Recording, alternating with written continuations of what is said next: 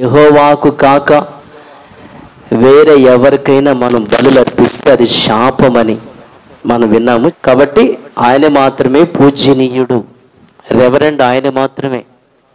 కీర్తనలో ఉంటుంది, ఆయన మాత్రమే ఆరాధన మూర్తి, ఆరాధన పాత్రుడు. యేసుక్రీస్తు వారు కూడా రెవరెండ్ కాదు, కానీ చాలామంది రెవరెండ్ అని పెట్టుకుంటారు.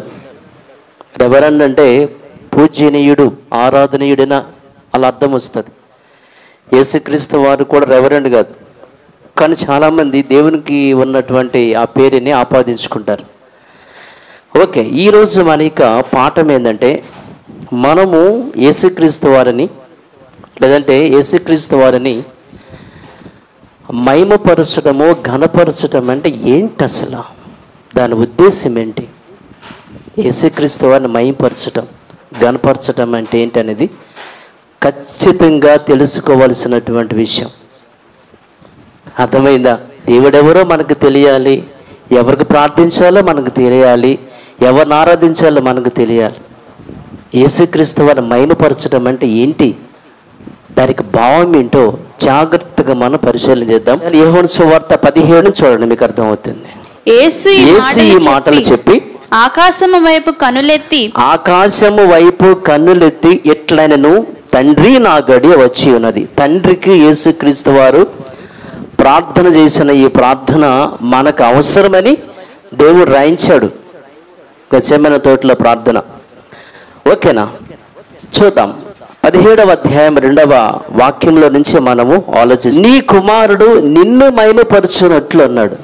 అంటే యేసుక్రీస్తు వారు దేవుణ్ణి మహిమపరుస్తూ వచ్చాడంట భూమి మీద ఉన్నప్పుడు. ఎలా మహిమపరిచాడో 4వ వచనాన్ని చూద్దాం.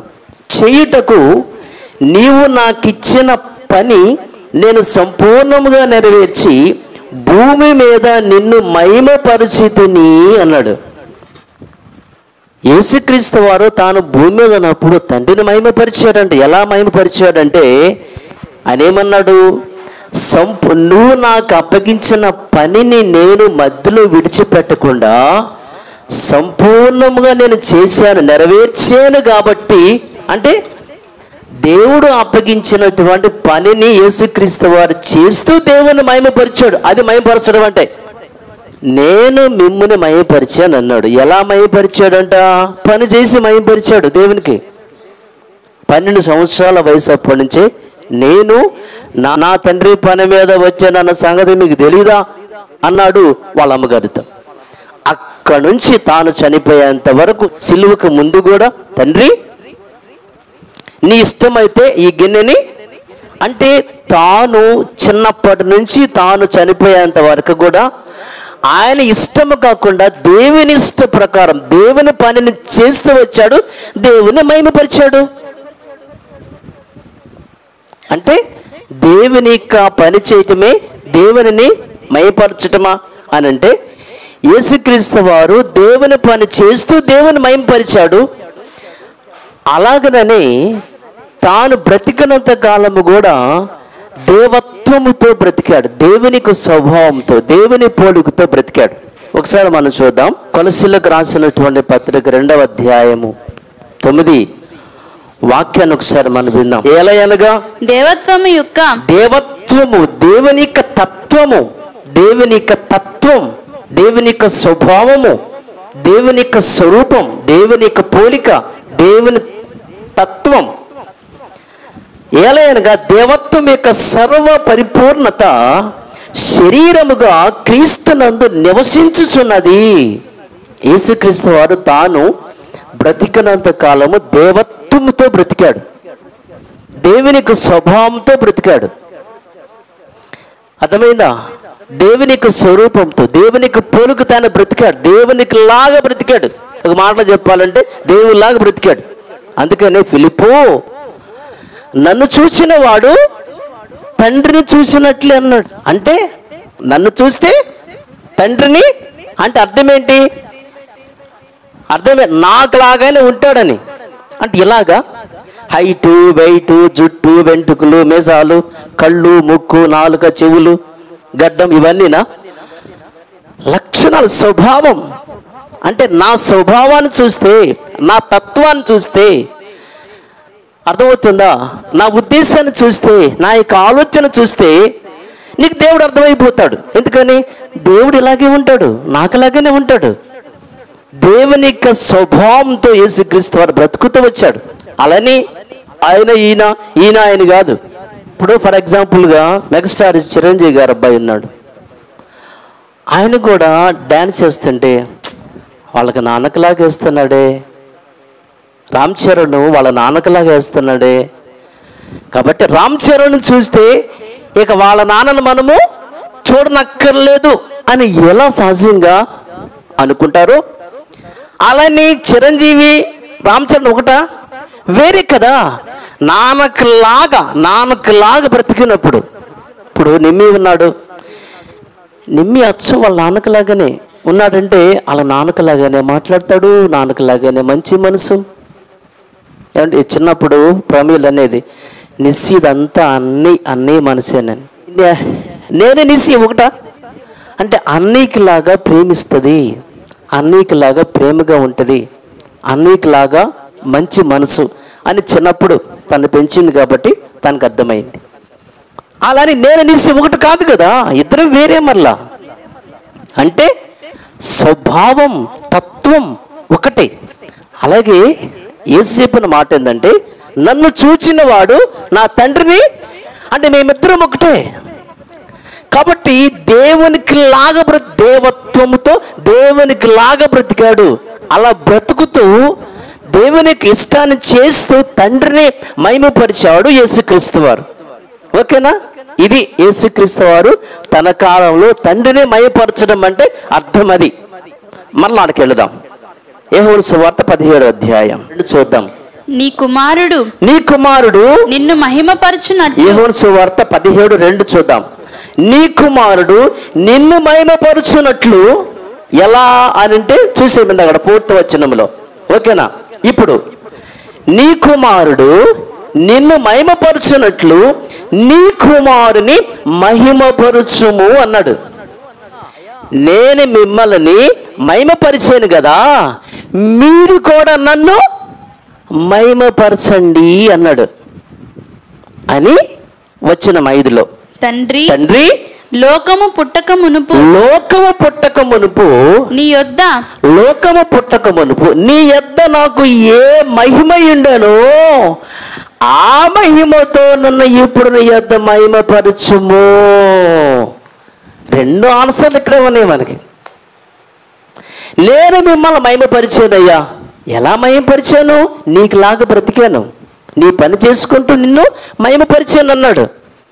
ఇప్పుడేమంటున్నాడు? నీవు నన్ను మహిమపరుచున్నాడు. ఎలా అంటున్నాడు? వచనము 5లో, లోకము పుట్టక మునుపు నీ యొద్ద నాకు ఏ మహిమ ఉండనో ఆ మహిమతో నన్ను ఇప్పుడు నీ యొద్ద మహిమపరచుము అని చెప్పాడు. లోకము పుట్టక ముందు నీ యొద్ద నాకు ఎలాంటి మహిమ ఉందో అదే మహిమతో మీరు నన్ను మహిమపరచండి. చనిపోయే ముందు చేసిన ప్రార్థన ఇది. ఆ రాత్రి ప్రార్థన చేస్తాడు. ఆ రాత్రి అప్పుడే వచ్చి రోమా సైనికులు వచ్చి యేసుక్రీస్తు వారిని పట్టుకుని వెళ్ళి ఉదయానికల్లా సిలువేసి 3 గంటలకల్లా చంపేస్తారు కదా. సో నెక్స్ట్ డే ఉదయాన్నే సిలువేసే ముందు అర్ధరాత్రి రాత్రిపూట యేసుక్రీస్తు వారు చేసిన ప్రార్థన ఇది. నాయనా, నేను మొత్తం నా పని అంతా అయిపోయింది, ఇంకా చేసేసాను, నేను చేసి మిమ్మల్ని మహిమపరిచా, ఇక నేను సిలువకి ఎక్కబోతున్నాను కాబట్టి ఓకే మీరు నన్ను మహిమపరచండి అన్నాడు. ఎలాగంటే లోకము సృష్టి పుట్టక ముందు మీ యొద్ద నాకు ఎలాంటి మహిమ ఉందో అదే మహిమతో నన్ను మహిమపరచండి అన్నాడు. సృష్టి పుట్టక ముందు యేసుక్రీస్తు వారికి మహిమ ఏంటి? సృష్టి పుట్టక ముందు యేసుక్రీస్తు వారు ఎక్కడ? ఇవన్నీ మనం చూసుకుంటూ వెళ్తే చాలా విషయాలు అనుకోండి. సృష్టి పుట్టక ముందు యేసుక్రీస్తు వారు పరలోకంలో తండ్రి యొద్ద ఉన్నాడు. ఆది యందు వాక్యం ఉండెను, వాక్యము దేవుని యొద్ద, యేసు దేవుని యొద్ద ఉన్నాడు కదా. సో దేవుని యొద్ద యేసు ఎలా ఉన్నాడు అయ్యానంటే, ఒకసారి మనం గనుక మరి కీర్తన గ్రంథం 3వ భూరాజులు యెహోవాకును ఆయన అభిషక్తుడు క్రీస్తు అంటే యేసు క్రీస్తు వాళ్ళ గురించి ఈ కీర్తన రాస్తూ వచనం 7లో కట్టడను నేను వివరించెదను. యెహోవా నాకు ఇలాగు సెలవిచ్చెను, నీవు నా కుమారుడవు. ఏమండి, కట్టడను నేను వివరించెదను. యెహోవా నాకు ఇలాగ సెలవిచ్చాడు. ఏమని?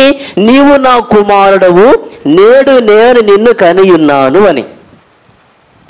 ఓకే, ఇక్కడ వినాలి.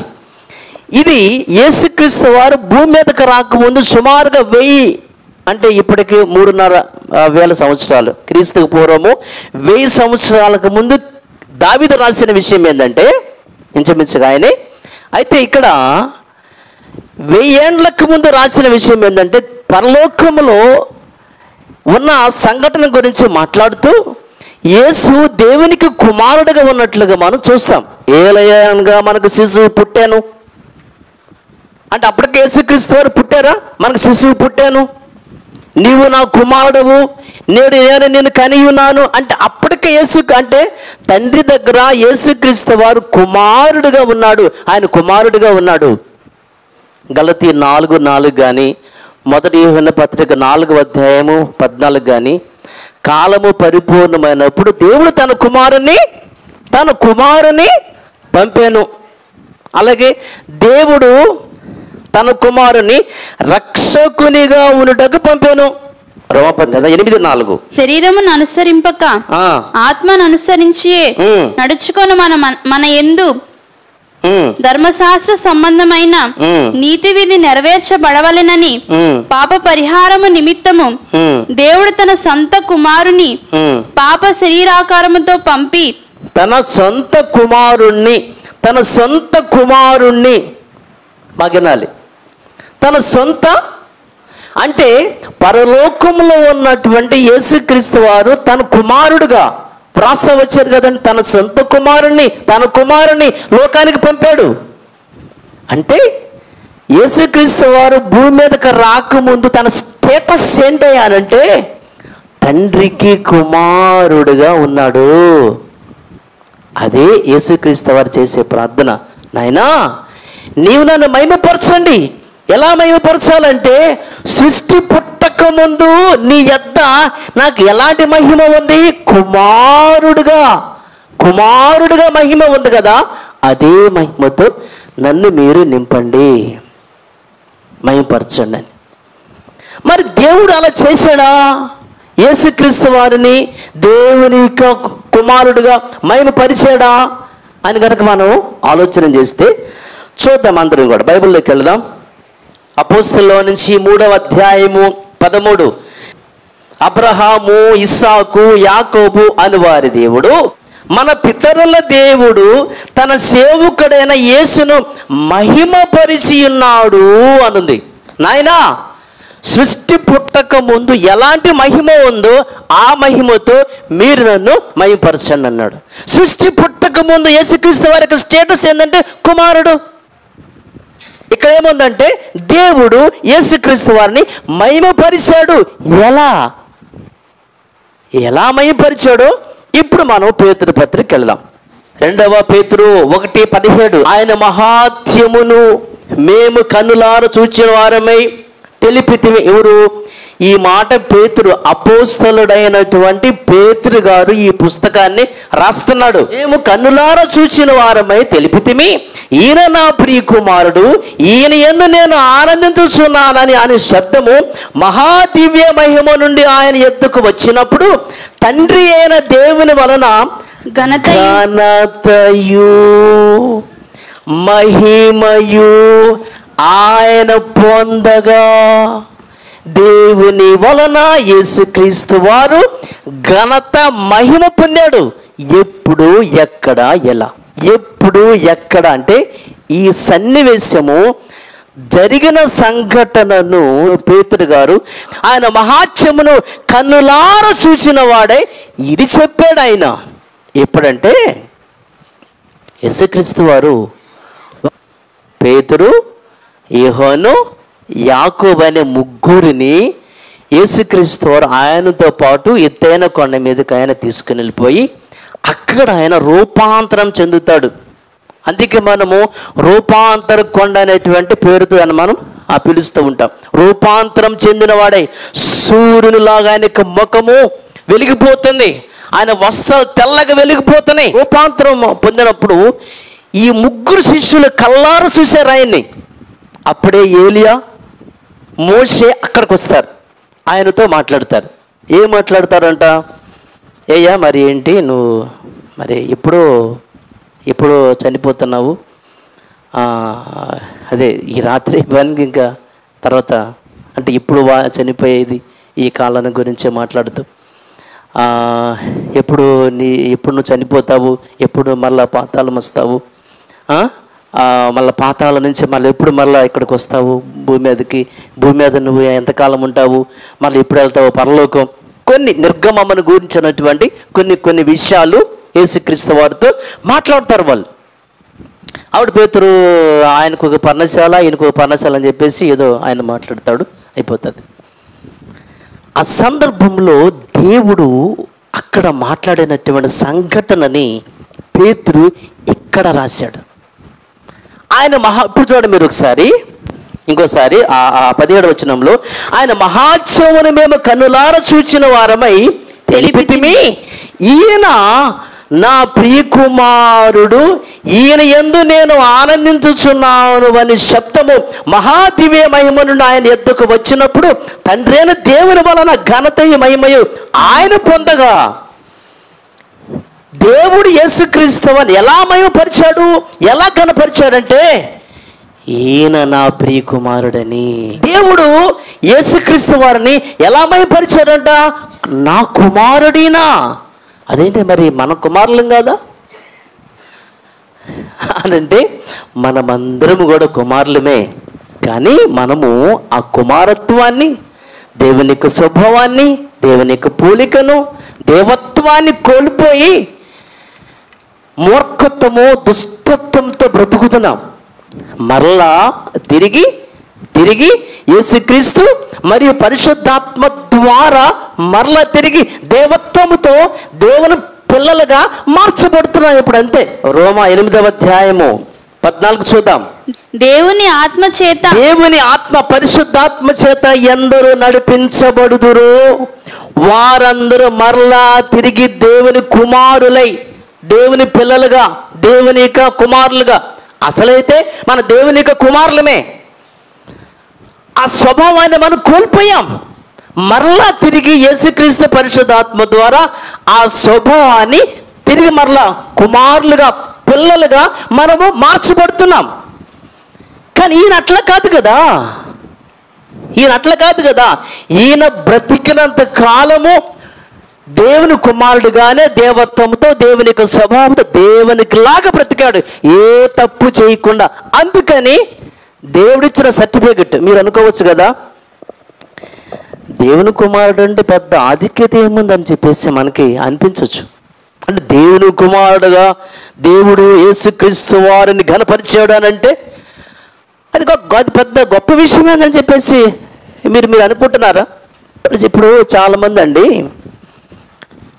రాజబాబు పాస్టర్ గారు యేసుక్రీస్తు వారిని దేవుని కుమారుడుగా చేసి తగ్గిస్తున్నాడు అని అంటే వాళ్ళ ఉద్దేశం ఏంటంటే దేవుడని చెప్పి ఆయన హెచ్చించాలి. మీకు తెలియని విషయం ఏంటంటే దేవుని కుమారుడు అంటేనే గొప్ప హెచ్చింపు, గొప్ప భాగ్యం. అది దేవుడు అంటే ఏముందండి, అందరి దేవుళ్ళు ఆయన ఒక దేవుడు అంతే. ఏదన్నా ఒక ఇబ్బందుల్లో ఉంటే, ఆర్థిక సమస్యల్లో ఉంటే ఎవరైనా మనకు వచ్చి వెంటనే కనుక సహాయం చేస్తే నువ్వు దేవుడు స్వామి, టయానికి వచ్చి ఆదుకున్నావంటాం. అంటే దేవుడు అనే పదం ఎంత సింపుల్ అయిపోయింది ఇక్కడ, అర్థమైందా? ఇప్పుడు యేసుక్రీస్తు వారిని దేవుడు అంటమే చాలా తప్పు, తగ్గించినట్టు. దేవుని కుమారుడు అంటేనే స్టేటస్. ఏమండి పిఎం మోడీ గారి కుమారుడు అంటే, సీఎం కుమారుడు అంటే, ముఖేష్ అంబానీ కుమారుడు అంటే ఎంత గొప్ప ఆధిక్యత అది. ఇప్పుడు దేవుడు కూడా యేసుక్రీస్తు వారికి ఇచ్చినటువంటి ఆధిక్యత, మహిమ ఏంటంటే ఈయన నా కుమారుడు. కుమారుడు అంటే వారసుడు. మరి అక్కడ 17 మనము పిల్లలమైతే వారసులము అనగా దేవుని వారసులము, క్రీస్తుతో కూడా మహిమ పొందుటకు ఆయనతో శ్రమపడిన ఎడల. క్రీస్తు తోటి వారసులం. క్రీస్తు ఇప్పుడు దేవునికి వారసుడైపోయాడు. యేసుక్రీస్తు వారు భూమి మీద బ్రతికినంత కాలము కూడా దేవునికి కుమారులాగా బ్రతికాడు. దేవునికి స్వభావంతో, దేవునికి లక్షణాలతో, ఏమండి, దేవత్వముతో ఆయన బ్రతికాడు. కాబట్టి ఏ తప్పు చేయకుండా తనకు వారసుడుగా యేసుక్రీస్తు వారిని నియమించి కుమారుని యొక్క బాధ్యత అనగా కుమారుని యొక్క లెక్కలు చేర్చేశాడు. ఆయన నా కుమారుడు, ఈయన నా కుమారుడు అని. ఇక వారసుడు అంటే ఇంకేముంది? అన్ని సర్వాధికారాలు. అదే యోహాను సువార్త 17వ అధ్యాయం 2వ వచనం. నీ కుమారుడు నిన్ను మహిమపరచునట్లు నీ కుమారుని మహిమపరచుము. నీవు నీ కుమారునికి ఇచ్చిన వారికందరికి ఆయన నిత్య జీవము అనుగ్రహించినట్లు సర్వ శరీరుల మీదను యేసుక్రీస్తు వారికి అధికారం ఇచ్చితివి. సర్వ శరీరుల మీదను నీవు నాకు అధికారం ఇచ్చావు కదా నాయన. వచనం 8. నీవు నాకు అనుగ్రహించినవన్నీ నీ వలననే కలిగినవని. అంటే నీవు నన్ను వారసుడిగా నియమించి నాకు సమస్తాన్ని అప్పగించావు. 3వ అధ్యాయం 35. కుమారుని ప్రేమించుచున్నాడు గనుక ఆయన చేతికి యేసుక్రీస్తు వారి చేతికి సమస్తము అప్పగించి ఉన్నాడు. సర్వాధికారం ఇచ్చాడు. పేతురు పత్రిక వెళ్తే 3:22లో ఆయన దూతల మీదను శక్తుల మీదను అధికారం ఆయనకి ఇవ్వబడిందని. అంటే ఇక్కడ మనకు అర్థమయ్యే విషయం ఏంటంటే యేసుక్రీస్తు వారిని దేవుడు ఎలా మహిమపరిచాడంటే కుమారుడుగా ఆయనకిచ్చిన ఘనతది. ఏమన్నాడు పేతురు? దేవుడు యేసుక్రీస్తు వారిని మహిమపరిచాడు, ఘనపరిచాడు. ఎలా? నా కుమారుడు అని చెప్పి. కుమారుని యొక్క హోదా, కుమారుని యొక్క స్టేటస్, కుమారుని యొక్క స్టేటస్ యేసుక్రీస్తు వారికి అనుగ్రహించి అలాగ దేవుడు యేసుక్రీస్తు వారిని మహిమపరిచి ఘనపరిచాడు. ఇప్పుడు మనం యేసుక్రీస్తు వారిని మహిమపరచడం అంటే అర్థం తెలుసా? ఏందయ్యా అని అంటే కుమారుడని నమ్మటమే. Very simple. యేసుక్రీస్తు వారిని కుమారుడని నమ్మటమే. Very simple. మరి నేను చేసేది ఇక్కడ యేసు నిన్ను హెచ్చిస్తున్నానయ్యా, నిన్ను మొలజరుకు ఎలా నేను అంటలే. ఇక్కడ నేను ఏమన్నాను ప్రతి సండే కూడా, ఆయన దేవునిక కుమారుడని నేను తండ్రి యేసుక్రీస్తు ఎలా మహిమపరిచాడో నేను కూడా ప్రతి సండే మీ ఎదుట మహిమపరుస్తున్నాను. రెండవది మళ్ళీ అక్కడికి వెళ్దాం. 2వ పేతురు 1వ అధ్యాయం 17 మరొకసారి. ఆయన మహాత్యమును మేము కన్నులారా చూచిన వారమై తెలిపితిమి. దేవుడు యేసుక్రీస్తు వారిని ఎలా మహిమపరిచాడు, ఎలా కనపరిచాడంటే ఈయన నా ప్రియ కుమారుడు, ఈయన యందు నేను ఆనందించున్నాను అను శబ్దము మహాదివ్య మహిమ నుండి ఆయన యొద్దకు వచ్చినప్పుడు తండ్రి అయిన దేవుని వలన ఘనతయు మహిమయు ఆయన పొందగా. ఓకే అండి. ఇక్కడ ఉన్న విషయం ఏంటంటే నేను ఈయన యందు ఆనందించున్నానని చెప్పేసి ఈ మాట ఆయనకి చెప్పారు. అలాగా దేవుడు తన కుమారునిగా బాధ్యతలు పట్ట ఆయనకి అప్పగించేసాడు. మొత్తం అంతా సర్వాధికారం. ఏమండి, ఆ రోజున ఆ ముగ్గురు ఆ కొండ మీద ఉన్నప్పుడు దేవుడు వారికి చెప్పిన విషయాన్ని మరొకసారి మనం మాటకెళ్ళి చూద్దాం. మత్తయి గారి సువార్త 17వ అధ్యాయము వచనము 5 చూద్దాం. అతడు ఇంకను మాట్లాడుచుండగా ఇదిగో ప్రకాశమానమైన ఒక మేఘము వారిని కమ్ముకొనెను. ఇదిగో ఈయన నా ప్రియ కుమారుడు, ఈయన యందు నేను ఆనందించున్నానని, ఈయన మాట వినుడని అది రెండవదిగా యేసుక్రీస్తు వారిని దేవుడు ఎలా మహిమపరిచి ఘనపరిచారంటే, ఒకటి కుమారునిగా వారసుడిగా చేయటం, రెండవది ఈయన మాట మీరే వినండి అని ఒక ఆధిక్యత ఆయనకి ఇచ్చేశాడు. అదేంటయ్యా, యేసుక్రీస్తు వారి మాట ఏంటి? అంతకుముందు పాత నిబంధనలో 39 పుస్తకాలలో మోషే ద్వారా ధర్మశాస్త్రంలో దేవుడు ఎన్నో ఆజ్ఞలు ఇచ్చాడు కదా. ఇచ్చాడా? ఎన్నో మాటలు చెప్పాడుగా. వాడి సంగతి ఏంటి? ప్రవక్తల గ్రంథాలలో దేవుడు ఎన్నో ఏమండి, కేవలం 10 ఆజ్ఞలు కాదు, కొన్ని వందల వేల ఆజ్ఞలు ఉన్నాయి పాత నిబంధనలో. దేవుడు చెప్పిన ఆజ్ఞలు చాలా ఉన్నాయి. ఇప్పుడు వాడి సంగతి ఏంటి మరి నాయన? అయ్యేం వద్దా మరి ఇప్పుడు? అయ్యొద్దా? అవన్నీ అవుట్డేటెడ్. ఇక వాటి కాలం చెల్లిపోయింది. అంటే 39 పుస్తకాలలో, ధర్మశాస్త్రంలోనూ, ప్రవక్తల గ్రంథాలలోనూ ఎన్నో మాటలు చెప్పినా ఇక ఆ మాటలు తీసేయండి, పక్కన పడేసేయండి. ఇక నుంచి, ఎప్పటి నుంచి ఈయన నా వారసుడు, ఈయన నా ప్రియ కుమారుడు, ఈయన మాటే మీరు వినాలి అని ఒక శబ్దం వారి మధ్యకు వచ్చేసింది. ఈ విషయం అండి ఇప్పుడు వీళ్ళకి చెప్పడం కాదు, మోషేకి ధర్మశాస్త్రం ఇచ్చేటప్పుడు దేవుడు చెప్పాడు, అబ్బాయి మోషే, నేను నీకు ఇచ్చే ధర్మశాస్త్రంలో ఆజ్ఞలు ఉన్నాయి కదా, ప్రస్తుతము మీరు వీటిని పాటించండి. ఆ తర్వాత మీ సహోదరులలో నుంచి నేను ఒక వ్యక్తిని పుట్టిస్తా. ఇక అక్కడి నుంచి ఆయన మాట వినాలి. ద్వితీయోపదేశకాండం 18వ అధ్యాయము 18 చూద్దాం. వారి సహోదరుల్లో నుండి నీ వంటి ప్రవక్తను వారి కొరకు పుట్టించదను, అతని నోట నా మాటలు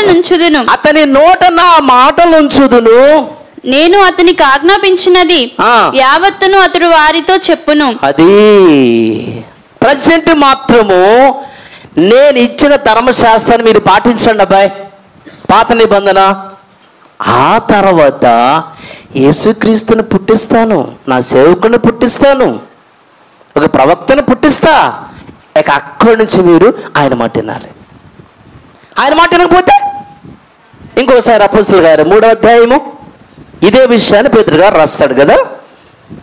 ఏముంది అక్కడ? 3వ అధ్యాయం అపోస్తలుల కార్యం 22వ వచనంలో మోషే ఇట్లా నేను ఏమన్నాడు? ప్రభువైన దేవుడు నా వంటి ఒక ప్రవక్తను మీ సహోదరులో నుండి మీ కొరకు పుట్టించును, ఆయన మీతో ఏమి చెప్పినను అన్ని విషయములలో మీరు ఆయన మాట వినవలెను.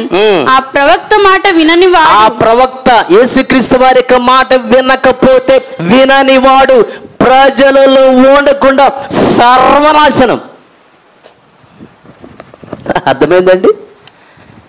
యేసుక్రీస్తు వారికి తండ్రి ఇచ్చిన ఆధిక్యత, ఘనత, మహిమ ఏంటంటే ఎక్కడి నుంచి, ఇదిగో ఈయన నా ప్రియ కుమారుడు, ఎక్కడి నుంచి మీరు ఈయన మాట వినాలి. అలా దేవుడు యేసుక్రీస్తు వారిని మహిమపరిచాడు, ఘనపరిచాడు. మరి నేనేం చేస్తాను ఇప్పుడు? మనమేం చేస్తున్నాం ఇక్కడ? నేను ప్రతి సండే నేను మీకేం చెప్తున్నాను చెప్పండి? ఏం చెప్తున్నాను? మీరు గనక యేసుక్రీస్తు వారి యొక్క మాట వినకపోతే పోతాం అని చెప్పట్లేదు ఇక్కడ. అలా చెప్తున్నానంటే అర్థం ఏంటి? నేను ప్రతి సండే మీ ఎదుట యేసుక్రీస్తు వారిని మహిమపరుస్తున్నానని, ఘనపరుస్తున్నానని అర్థము. తండ్రి ఎలా మహిమపరిచాడో అలాగే ఆయన ఎలా మహిమపరిచాడు? ఆయనకు వారసత్వాన్ని అప్పగించాడు, బాధ్యతలు ఇచ్చాడు, సర్వాధికారాలు ఇచ్చాడు. ఆ అధికారానికి మనం లోబడాలి, ఆయన చెప్పిన ప్రతి మాట వినాలి. అదే ఒకనాటి మరి అపోస్తలులు, అలాగే పౌలు గారు కూడా హెబ్రీ 5:5 చూద్దాం. అటువలే ఏమన్నాడు ఈయన పౌలు గారు? అటువలే క్రీస్తు కూడా ప్రధాన యాజకుడు అగుటకు తన్ను తానే మహిమపరచుకొనలేదు గాని నీవు నా కుమారుడవు, నేను నేడు నిన్ను కనియున్నాను అని ఆయనతో చెప్పిన వాడే ఆయనను మహిమపరిచెను. ఎలా మహిమపరిచాడంట? ఈ విషయం పౌలు గారు చెప్తున్నారు. ఇందాకడేమో పేతురు గారు, ఇప్పుడేమో పౌలు గారు. ఏమని? ఈయన నా ప్రియ కుమారుడు, నేను ఈయన యందు, అలాగే మీరు ఈయన మాట వినండని అలాగా దేవుడు యేసుక్రీస్తు వారిని మహిమపరిచాడు. అదే మనం చేయాలి ఇక్కడ. అపోస్తలులండి వాళ్ళు చేసినటువంటి పని మనం చూస్తే యేసుక్రీస్తు వారిని వాళ్ళు దేవుని కుమారుడిగానే ప్రకటన చేస్తారు. వాళ్ళ సువార్త ప్రకటన అంతే. ఆలోచన చేస్తే నీకు వాక్యాలు కావాలంటే అపోస్తలులు 9వ అధ్యాయము అపోస్తలులు 9వ అధ్యాయము ఆయన దేవుని కుమారుడిగా దేవుడు ఎలా మహిమపరిచాడు అపోస్తలులు సేమ్ అంతే 29-20. వెంటనే సమాజ మందిరములలో యేసే దేవుని కుమారుడని ఆయనను గూర్చి ప్రకటించుచూ వచ్చెను. ఎవరైనా పౌలు గారు. తర్వాత 2 కొరింథీ 1వ అధ్యాయము 19 చూద్దాం. మా చేత అనగా నా చేతను పౌలు అనే నా చేతను సిల్వాను చేతను తిమోతి చేతను మీలో ప్రకటింపబడిన ఏమని ప్రకటించబడింది? దేవుని మీలో ప్రకటింపబడిన దేవుని కుమారుడు యేసుక్రీస్తు. వాళ్ళు ఏమని ప్రకటించారు? వాళ్ళు దేవుని కుమారుడని, ఆయన క్రీస్తు అని, ఆయన ప్రభు అని.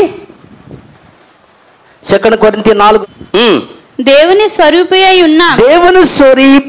ఉన్న క్రీస్తు మహిమ, క్రీస్తు ఘనత, క్రీస్తు గొప్పతనం కనపరచు సువార్త ప్రకాశము వారికి ప్రకాశింపకుండా నిమిత్తము ఈ యుగ సంబంధమైన దేవత అవిశ్వాసులైన వారి మనోనేత్రములకు గ్రుడ్డితనము కలగజేశాడు.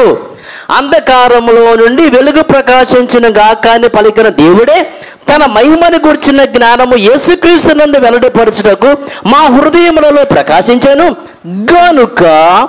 గనుక మేము మమ్మను గూర్చి ప్రకటించుకొనలేదు కానీ క్రీస్తు యేసును గూర్చి ఆయన ప్రభువనియు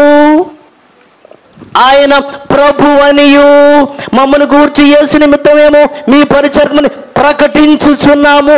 ఆయన ప్రభువనియు ప్రకటించుచున్నాము. ఆయన ప్రభువనియు, ఆయన క్రీస్తునియు, ఆయన దేవుని కుమారుడనియు. అలా యేసుక్రీస్తు వారిని దేవుని కుమారుడని, ప్రభువని, క్రీస్తుని ఏమంటే అపోస్తలు గనక మన బహిరంగంగా సవాల్ చేస్తారండి. ఎవరైనా పౌలు గారు ఏమని? ఆయన క్రీస్తుని, ఆయన ప్రభువని, ఆయన రాజుని, ఆయన దేవుని కుమారుడని రెండు చూసుకుందామంటాడు వాక్యాల ద్వారా.